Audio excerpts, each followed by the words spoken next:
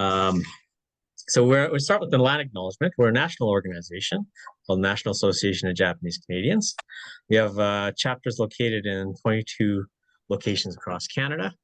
And we do have, we show the respect and gratitude for the Indigenous peoples who are the traditional stewards of the lands. Where I'm coming from, the national office is located in Calgary, and it's situated on the traditional Treaty 7 territory of the Stoney Nakoda, Bearspaw, Chiniki, and Goodstoney, as well as the Tsuut'ina First Nation and the Blackfoot Confederacy, comprised of the Siksika, Kani, and Kainai tribes. I also acknowledge that the land is also home to the Rocky View Métis District within the Battle River Territory. So I'd just like to acknowledge that as part of all the activities that we carry out. Okay, the next slide. We'll probably get some people joining us, but we'll start the presentation anyways, and hopefully we can, by the time we get to the meat of this, everyone will be joined. Okay, so I just wanted to give you a bit of an origin story. The first time we kind of organized something like this happened actually 20 years ago almost, when I was in Calgary, and Expo was being held in Japan. This was the Aichi Expo in 2005.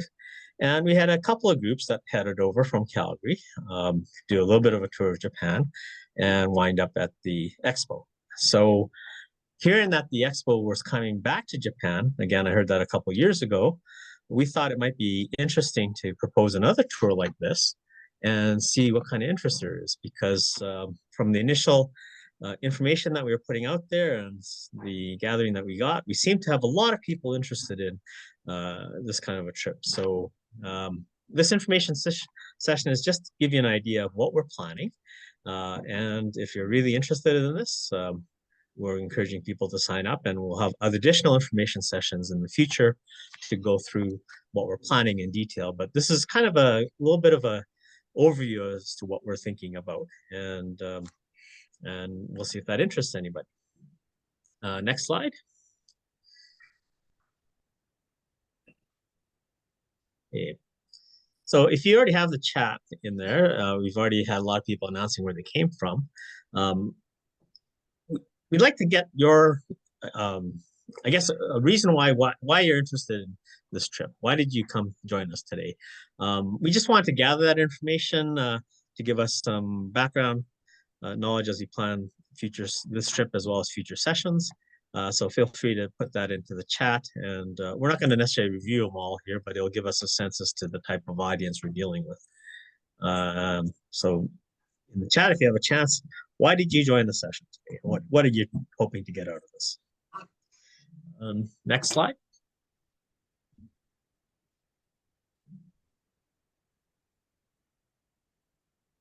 If we can advance to the next slide there, Rebecca. Okay. So if you haven't catched this, my name is Kevin Okabe. I'm the Executive Director of the National Association of Japanese Canadians. And as a bit of a background, I am a Yonsei, or fourth generation from a generational perspective, but I have a unique family in that every generation has married someone from Japan, including my wife and my mom and my grandfather, and of course, both my great-grandparents that came over. So I have a fairly close connection to Japan. I've been there probably over 20 times now for work, for family, and I don't speak Japanese very well, though. And but I am fortunate that I do have connections to my ancestral birthplace. I have a lot of relatives there, and I've seen my family grave site and those type of things. But what I was quite amazed at is that there's a lot of people that are Yonsei that do not know even where they came from in Japan. And they don't have any connections to family, and they don't speak the language. And they always have said to me that they've always been interested in going to Japan, but, well, we're kind of intimidated. And you may be not familiar with the cultures and customs, don't speak Japanese. Maybe you're interested in looking at your roots and identity. So those are the kind of people that we're targeting with this trip. And the whole idea behind this was saying that if there's a group of us that are in the same situation, then maybe we can explore that together. And the NAJC could help facilitate that by not only just dealing with a reputable tour company that can organize the logistics of this, but also by having some preparation sessions via Zoom to help prepare people to go to Japan, and basically asks all the questions or answer all the questions that people might have always been embarrassed about asking or intimidated about asking, and by virtue of doing this, hopefully getting people connected with their roots. So that's really the whole target of this. If you've been to Japan several times and have seen these places, well, I'm not sure if this is the right trip for you, but for those that have only been there once or twice or a long time ago, well, this is something that you might be interested in. And there's no real qualifications. So anyone that's interested in this tour, we're not going to say you can't join because you've been to Japan too many times or whatever. But that's definitely our target, is kind of the newbies. All right, so the next slide.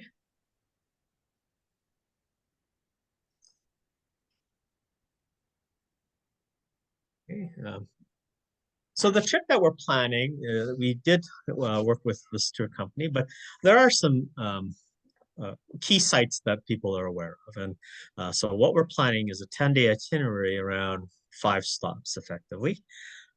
It starts in Tokyo and moves on to Hakone, which gives you the view of Mount Fuji.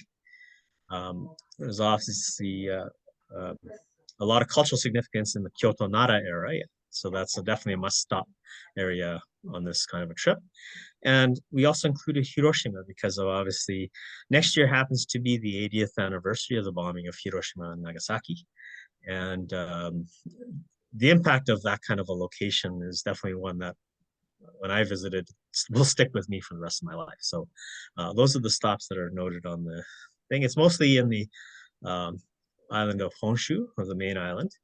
And yeah, it is a good kind of a teaser for the key elements that people think of when they think about Japan. So there's no stops really into rural areas as much, but the main focus of this is to try to hit the main sightseeing hotspots and areas of cultural and historical significance.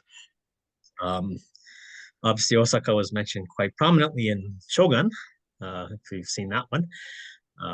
And that will be where we end the tour. So we'll start in Tokyo, go to Hakone, then I'll go to Hiroshima and come back to Kyoto, Nara before ending Osaka.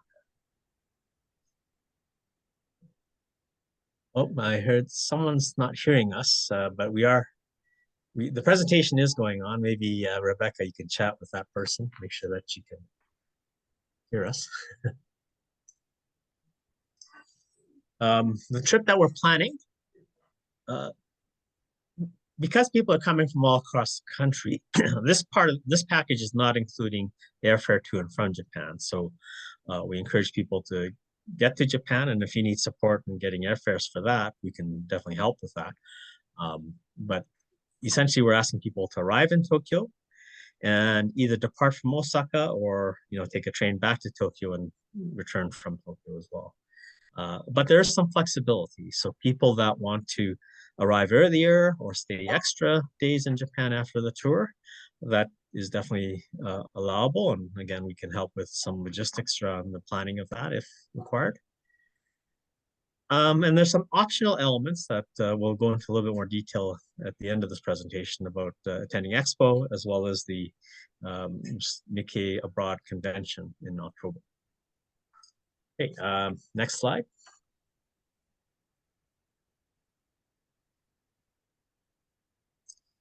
Right, so there's some details relating to the tour. And I think we will, if I can ask Rebecca to maybe go into a little bit of detail of some of the stops.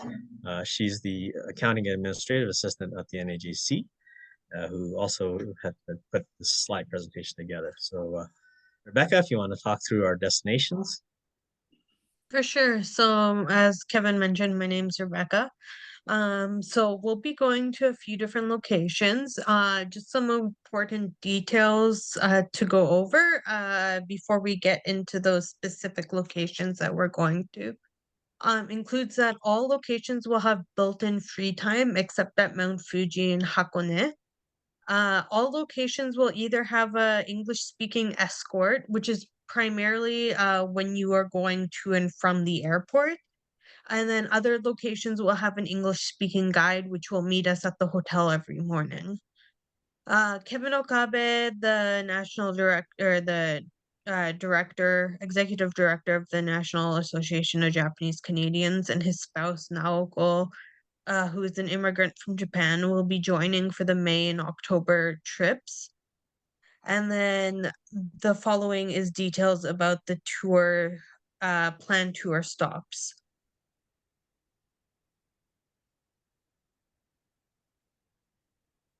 So the first day 1 to day 4 will be in Tokyo. You'll go to the Meiji Jingu Shrine, the Imperial Palace, Asakusa, Sensoji Temple, and Nakamise. And then on day 3, you'll be leaving Tokyo to go to Mount Fuji in Hakone. You'll go to Mount Fuji's 5th station. You'll go to Owakudani Valley, Hakone Ropeway, and the boat cruise on a Lake Ashi. Day 4 to 6 will be at Hiroshima. You'll be on a ferry, the Miyajima Ferry. You'll go to Itsukushima Shrine, and you'll also go to the Hiroshima Peace Memorial Museum and Park. On day 6 to 8, you'll be in Kyoto. You'll go to the Kiyomizu Temple, Sanju Sangendo Temple, Fushimi Nari Shrine, Kinkakuji Golden Pavilion, Tenryuji Temple, and the Arashiyama Bamboo Walk. Day 6, you'll also go to Nara, which has the Todaiji Temple, the Nara Deer Park, and Kofukuji. In Osaka on days 8 and 9, you'll have some free time. It is recommended that the World Expo is taking place in Osaka at the same time, so it's recommended that you stop by and check that out. So unique tour add-ons to consider for those interested in extending their stay. There are some unique add-ons at additional costs that can be considered. So that includes the World Expo in Osaka. So the theme is designing a future society for our lives. And that will be going on from April 13th to October 13th, 2025. It'll focus on the SDGs, or the Sustainable Development Goals, and around Japan's national strategy to achieve those the national strategy for society 0.50.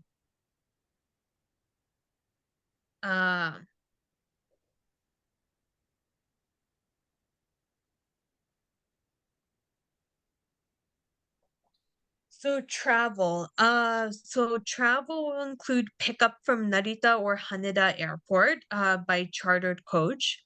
They'll take you to Tokyo, Mount Fuji and Hakone by chartered coach. When traveling from Tokyo to Hiroshima, a bullet train will be used, so you'll get an opportunity to do that. You'll have an overnight bag or a carry-on that you'll take with you, and then one piece of luggage will be shipped to the hotel in Kyoto. Hiroshima to Kyoto will use a bullet train again, and then Kyoto to Nara will be a chartered bus, and Kyoto to Osaka will also be a chartered coach, and then from Osaka to the Osaka airport will also be a chartered coach. And I'll pass it back to Kevin.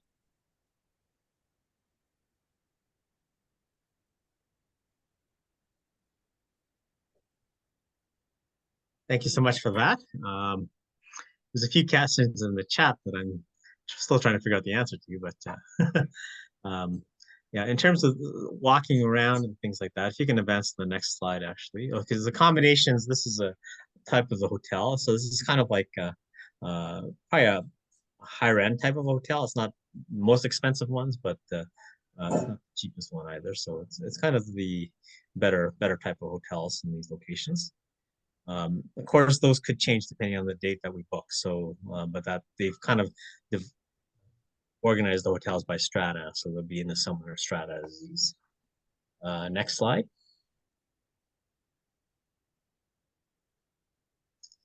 Okay, so the tour costs. This one's a difficult question um, because of the exchange rate. Because obviously the tour prices. Oops, go back. No, stay on that previous slide. Sorry. Um, Yeah. So right now, the converted price based on current exchange rates, um, the lower end of the $3,500 price is if we can get 25 participants to join. If you get more than 15, it'd be about $4,000, and that's including double occupancy for hotel. There's a single occupancy price, which is a little bit higher, and if you have 3 people in a room, then there's a little bit of a discount for that. If there's less than 15 participants, then um, we can still do a tour with 10 people, but it does go up a little bit, 4,500. So the key thing is if you go to the next slide, the currency fluctuations have been quite extreme with the Japanese yen, especially in this past year. And yeah, the hotels are Western style, and there's no real tipping in the culture in Japan. So anything like taxi or hotel or restaurants, there's no tips we generally provided. It's not part of the custom. So that's what you wind up paying. Um, the fluctuation in the currencies, this is a 10-year chart, and it's showing the Canadian dollar versus the yen. So it's how much yen you can get for the Canadian dollar. Obviously, the higher end of this is a better exchange rate. So you can see that where we are now at the right-hand side, we're currently hovering at around 110. $1 gives you $1.10 or 110 yen. For the longest time, it was under that. And at the worst part, $1 gave you 75 yen. And that would have been about 5 years ago. So if you look at it from a 5 year ago perspective, like the Canadian dollar has appreciated about 34%. And even in a 10-year span, it's up by 10%.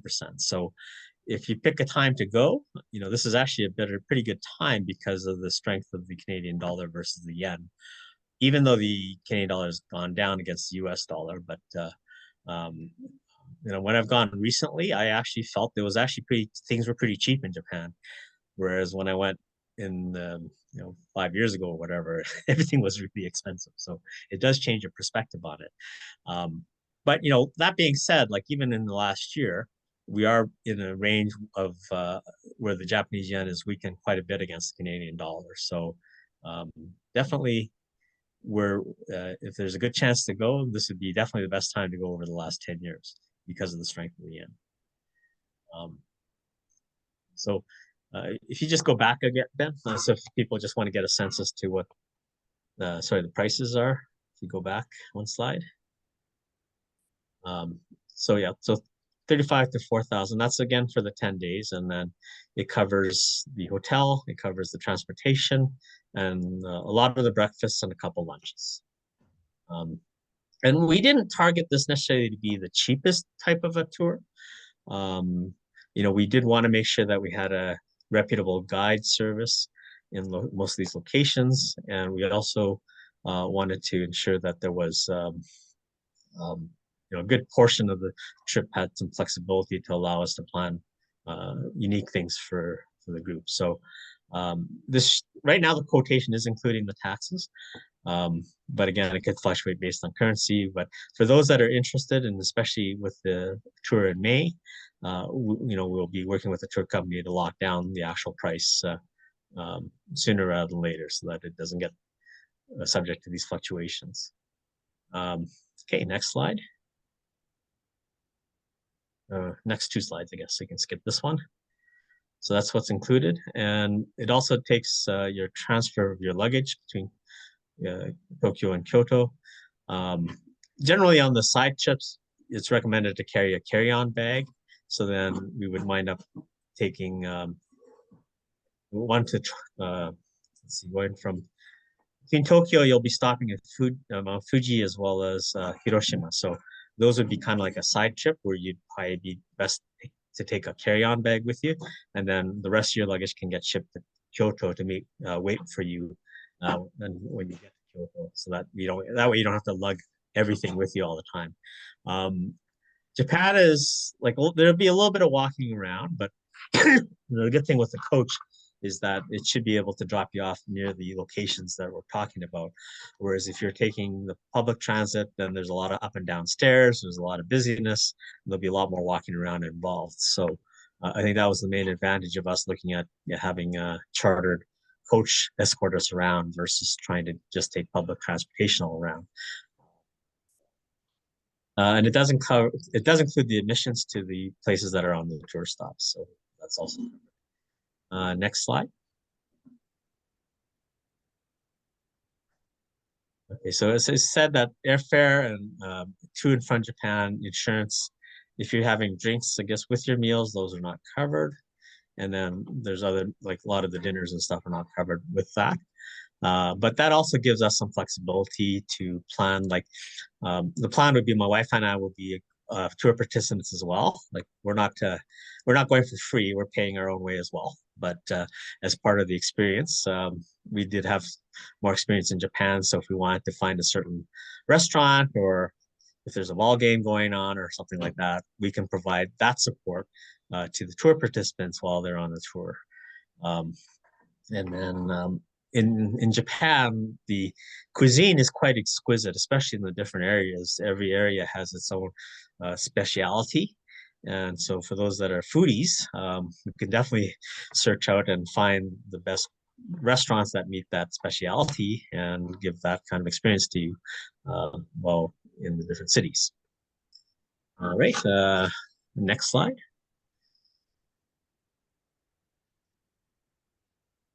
And again, if you wanted to visit relatives or if you wanted to come to Tokyo a bit earlier, definitely that's something that is allowable. And if there's a lot of people that want to go to Tokyo earlier and spend a few more, or at least another day or two there, I'm sure we can plan to meet you there as well and see some other things. It's a big city. We can also provide assistance in finding flights for you. WestJet offered the new flight going from Calgary direct. Most of the other flights are going from Vancouver. If you want to find cheaper flights, there are routings going through the States that often are cheaper. There are a few more stops and stuff, but there's a range of options that can get you there for sure. And just an example, the current flight leaving from May 7th was about $1,100. So this gives people the option if you want to book with points or if you're accumulating points with certain airlines, or if you want to go through Expedia, you have that flexibility to make that booking. And if you want to do a round trip to Tokyo, getting back from Osaka to Tokyo is just one train ride. In terms of the tour itself, so if we're targeting a May tour, I think we're looking to try to confirm participants by February. And payment is to be made 2 months ahead of time. There's a kind of a sliding scale where the deposit can be at least a portion of the payment made can be refunded, but then there is a non-cancellation fee that's on a sliding scale. And then 35 days prior to the tour, if you're trying to add another person, you can do so up to that point. Let's see, the minimum. I don't think we had a maximum size. Like we want to try to look at 25 to 30 to be a comfortable size for a tour. If there's more people interested though, we can either add a second tour to that, or we can look at different dates as well. So we've targeted May and October because the summer months tend to be quite hot and humid in Japan. But on the flip side, there's also a lot of festivals going on in the summer that people might be interested in. So, but initially we're trying to target the May season because it's not too hot yet and Expo would have just opened. And then the October timing is built around the conference that is happening middle of October. So if participants wanted to attend that conference, they can extend their stay by a few days and attend the conference in Tokyo, which we'll talk about shortly. Um, I don't believe there's a minimum age either, but obviously if you have kids, there's supervision required. Um, if you have like some people inquire that they want to bring their whole family and maybe some extended family members. If you have more than 10 people, it could be possible to arrange a custom trip for a specific group of people, a group of families or friends or whatever. So um, that's something that could be looked at. And then, if there's so much interest in the summer, again, we're looking at a minimum of 15, ideally 25 people, then we can definitely run those trips in the summer. I don't think my wife and I will be able to accompany you on those trips, but I'll be definitely going on the first trip and then the fall trip to make sure that things go smoothly. Let me just see. Next slide. There's a question about when the trip is going to happen in October. We're looking at the beginning of October, probably first 2 weeks of October. Um, and these are the proposed start dates. So the tour would run 10 days from these dates. And then, what we'll do is if these are the first 2 dates that we're offering, we'll send out a survey afterwards. And if you have an interest in those dates, then we'll have a separate session specific for these dates, and especially the May one, because that's the one we want to organize quickly. And then if we'll also offer options in the summer. So if you did want to do a summer trip, then we can see if there's enough interest in that. And we'll have a separate session for that particular dates in the summer. So that's June, July, August, and September. Right. And let's see if you have the next slide. So the reason why there's a trip plan in October, we became aware of this convention of Nikkei and Japanese abroad. So it's basically Japanese people of Japanese ancestry living outside of Japan. And they hold this conference in Japan they've been holding this for looks like 65 years now.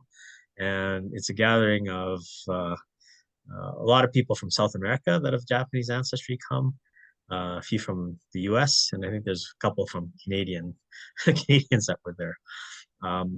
I attended it. I haven't been to this conference myself. I did attend online, and they had some very interesting speakers relating about their experiences in the different countries, and then they also have apparently the Canadian delegate managed to meet the Crown Prince at one of the functions that was associated with this conference. So for those that are interested, it's not mandatory, but for those that are interested and happen to be in Japan, this might be an interesting conference to go to. So I am planning to definitely go to the conference next year, and that's kind of why the October trip is planned at the end of that. And if other people are interested, I think it's just like a couple $100 plus for the registration fee. And then it's a 2.5 day conference. They can meet all these other people. There's a tour portion. So if you don't want to go to the discussions, then you can go on a tour. And they have these fancy dinners and lunches that you can meet some of them ministry officials from the government and some people from all around the world. So I thought it was an interesting one. It could be an interesting offering. I'm not sure if how many people they'll let us have register for this, but like the Brazil delegation, I think had about 20 or 30 people. So I'm sure they'd be really happy to see a lot of Canadians come out to this if we were interested. So again, for the October, that's still quite a ways away. They just had the conference. There's a link there to the website of last year's conference. And then once we get details of this year's conference, we'll let people know about that. But it's completely optional, but it might be a nice, interesting thing to attend if you wanted to see Japanese people from around the world. All right, next question, next slide. Ron asked about whether it's the same as Kopani.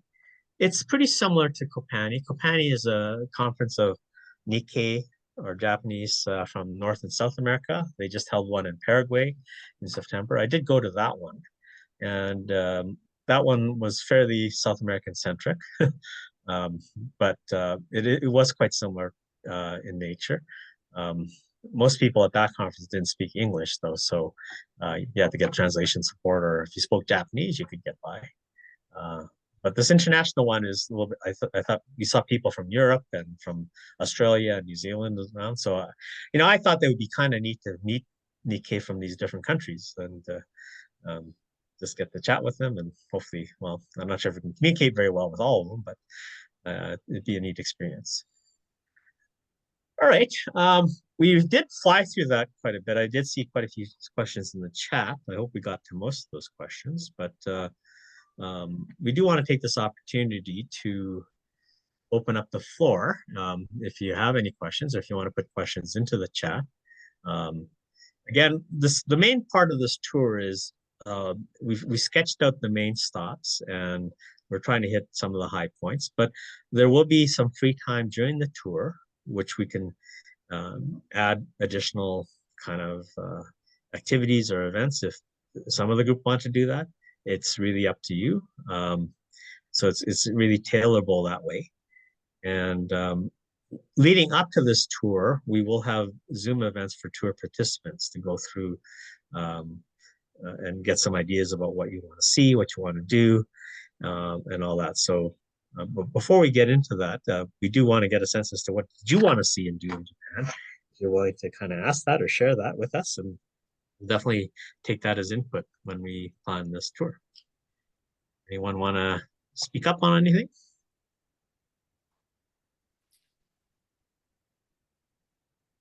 Hey, Kevin, it's Ted Takahashi. Hi, good to see you. Hi. Yeah, I don't really have a question about it. I guess once you email out the itinerary and stuff, we'll be able to see what's on there and stuff, and then may have questions at that point. But the itinerary looks pretty impressive to me. So no questions, but okay, just looking forward to getting the presentation. So there's a question in the chat, Rebecca, that can you put the itinerary slide back up again? You can put that back up there. There was also a question about Hokkaido or Yokohama.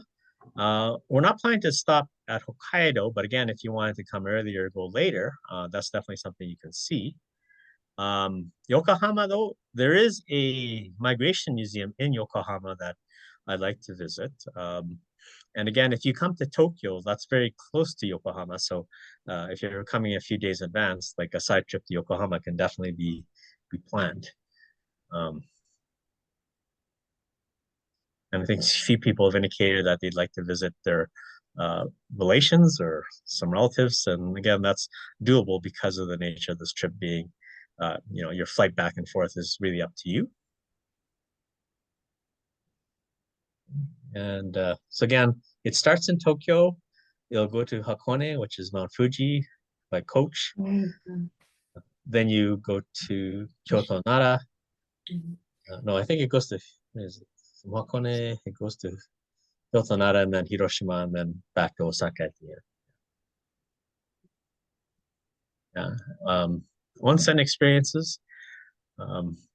Obviously, there's a lot of different onsens in Japan, and it is quite the experience. I wouldn't say it's the top of my list of things to do because I've had some interesting experiences of those, but definitely it's something that is unique and quite popular actually for a lot of people. Tons of shrines and castles for sure. Able-bodied and mobile. Like I think with the mobility concerns, like what we'll probably do is go to the tour operator and specifically speak to that. I know in Kyoto, there's a lot of things on the itinerary there, and a lot of those are ancient temples and stuff. So we'll kind of assess the mobility requirements and whether they can accommodate specific needs. So that's one question that we can take offline. Shiba Cafe, heard of those? There's cat cafes, monkey cafes, those type of things as well. I do apologize for not being able to chat. I was wondering if you could please share the slide deck for those of us that can't see it as well as I'm in the car. Yes. I'm very keen on this. I would love to get access. I can show this to my wife. We'll look through that. So thank you. Yeah, we can definitely, we'll share the presentation with everybody as well as a link to this video. So you can share that around with your relatives as well.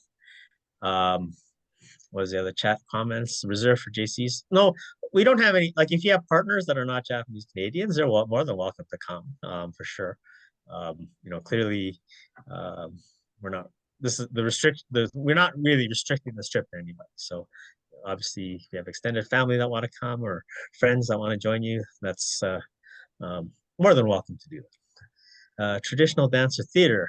A lot of the traditional things are on set schedules, so it really depends on what's playing. Like not everything's playing all the time. So like sumo, if always on sumo, there's special dates for those tournaments in different locations. But clearly, if you're interested in a specific type of performances, we'll capture that in the feedback form, and we'll definitely speak to when you need to time your tour to see some of those things. Akibahara, that's the electric town, the whole bunch of electronic things. That's definitely in Tokyo, definitely seeable. Yes, yeah, the kabuki. Again, those are the ones that are.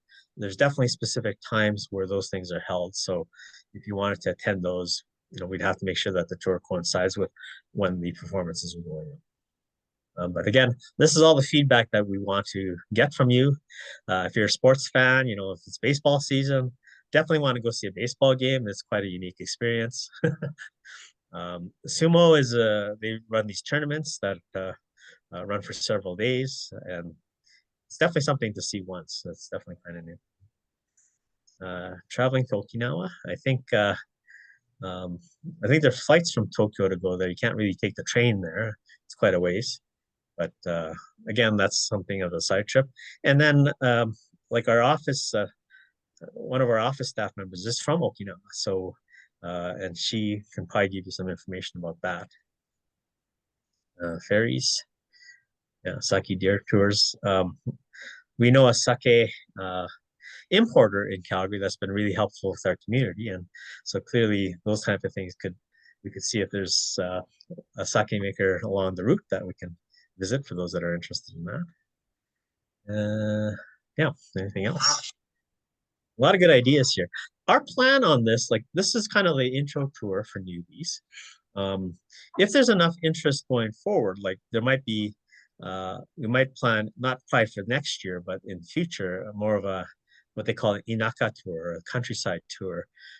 Most of these hotels are going to be, well, all the hotels that we're staying at are Western style, but the experience of staying in a traditional Japanese style hotel is quite unique and interesting. You're sleeping on the tatami floor, you're walking around in a yukata all the time and get breakfast served without, there's not much furniture in your room. So those kind of things are quite interesting as well, and that could be unique. And definitely the countryside offers a lot more. There's different experiences. The other thing that we're also planning to offer for those that don't have much connection to the Japanese roots is we're offering a Japanese history program. I think the first presentation will be coming up on November the 6th, I believe, or 8th. Hang on a second. November the 8th. It'll be next Friday. And that's for people that has been disconnected from their Japanese roots. There's quite a few people now with the Japanese Canadian Legacy Societies that have expressed an interest in trying to find their ancestral records and maybe locate their relatives. And we have access to some resources that can help do that. If it really helps people, there's a directory of Japanese Canadians that was generated by someone in Toronto in the late 1920s. And it listed all the people, it listed people that were in Canada from Japan around that time. And it's a pretty comprehensive list. With that list, it could give you, there's information about the city, the name, and those type of informations that are critical for someone that's trying to identify where the roots are in Japan. So that's a completely separate program. I won't get into a lot of detail here, but for those that are going to the tour and want to really research some of the routes before they go there, we are launching a separate program that may help you identify that, because if your name of your great-grandfather or grandfather is showing in this directory, that's the missing link that you can use to possibly identify and like access your ancestral records. There's a process for doing that. And you know, I'm not the expert on that, but we do have people that can do those searches on your behalf.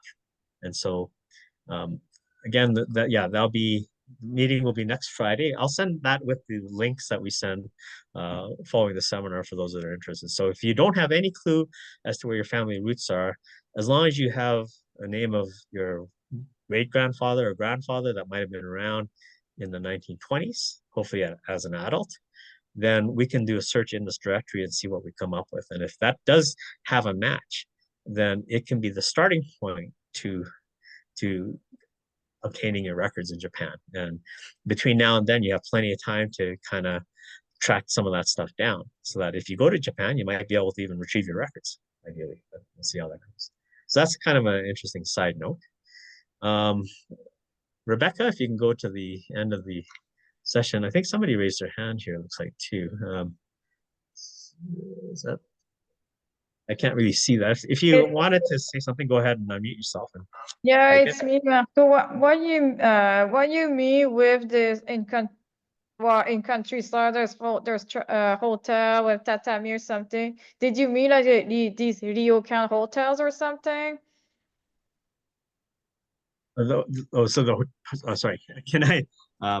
You're asking about the hotels? Sorry. Yeah, because you said on countryside there's hotels with tatami or futon or something. Did you mean these ryokan hotels? But these hotels look like traditional. I don't think the ones that are named on the list are traditional ones, but some of them may have rooms. I'm not entirely sure. Most of the ones we were looking at were Western style, but because they're located in the major cities. But we can take a look into that for you and see. But yeah, I know like it is a bit of a, there's definitely a different experience with the Japanese style traditional hotels. So again, if people were interested in experiencing one of those as part of the stop, we can definitely look into that as an additional stop at the end of the tour. Or if there's enough people on the tour itself that want to go to that, then we could look into those options at one of these cities as well. Yeah, no, I'll just stick with the Western hotel because will be my very first group trip. So I just want to stay low key. I'll just stick with Western hotels. Yeah, like my relatives, when I first went to visit them, this is back in the mid-70s, I had a Japanese style toilet and I couldn't for the life of me even figure out which side to face. Oh my God. It was a bit traumatic, but I was, yeah, most of those are gone now, but you still see some occasionally in some restaurants. Thank you. All right, so what makes the tour offering kind of unique? So again, one of the things that we wanted to look at is essentially making this memorable and unique for Japanese Canadians specifically, and especially those that are pursuing an interest in reacquainting themselves with the culture or language, or maybe not so much language, but the culture and their heritage perhaps. And by going on this tour with other people that are similar in background to you, I think it'd be a very, very unique experience that would be something that sticks with you probably for the rest of your life. So we really want to make that memorable in that way. And so thus we thought we would offer something like this to see if there's interest. And obviously, based on the number of people that have joined us today, there seems to be a lot of interest in them. So again, on the May and October tours, my wife and I will be on hand for the entire tour, being able to provide support, obviously with English and Japanese if needed, and to help arrange certain things during the tour, like if you wanted to go see something, get tickets or whatever, we can definitely help with that. And then we will be organizing multiple Zoom sessions as we get closer to the tour start date to go through. Again, these are not mandatory, but for those that are not familiar with Japanese mannerisms and etiquette and certain trips and tics, so we'll talk about translation software tools. We'll talk about useful apps that you need to have or you should have.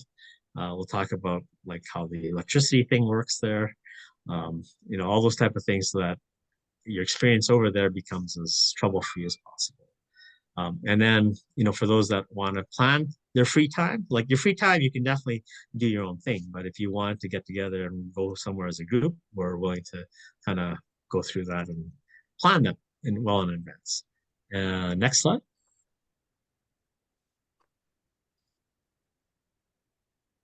And some of the additional sessions that we're planning, well, I think we just talked about some of these things, but useful phrases in Japanese to say, like, what can you expect? The tipping thing, like those type of things are all quite useful to know before you get there. There's also certain things you can do, like in terms of getting eSIM cards, so you don't get charged exorbitant rates for cell phone use, or even using pocket Wi-Fi. Those are things that are really popular that can give you Wi-Fi even on the trains that you can rent at the airport and return when you get back. So those are the kind of things that we've had experience with that we can definitely help you with. And for those of you arriving early, the Narita airport is not that close to Tokyo. But there's very good airport shuttles and those type of things that we can suggest you take, as opposed to taking a taxi or anything like that. And so those are the kind of things that we can offer on a one-to-one basis to help make this trip memorable as well as not so costly. All right. I think that's the guts of the main presentation. Are there any other questions at all, or is this something that people are interested in? If you answered anything, do you want to just pipe up or put something in the chat?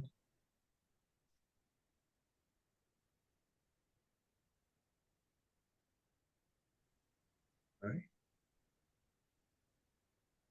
Okay, so next steps, basically, so we're going to design and create a tour sign-up form based on this, and we'll identify different dates, but definitely the May one is our main focus, because that one will require, like, if we can get a commitment of 25 to launch that one, then we'll get going on that one right away. The October one is still some time away, so there's a bit of time before that is happening.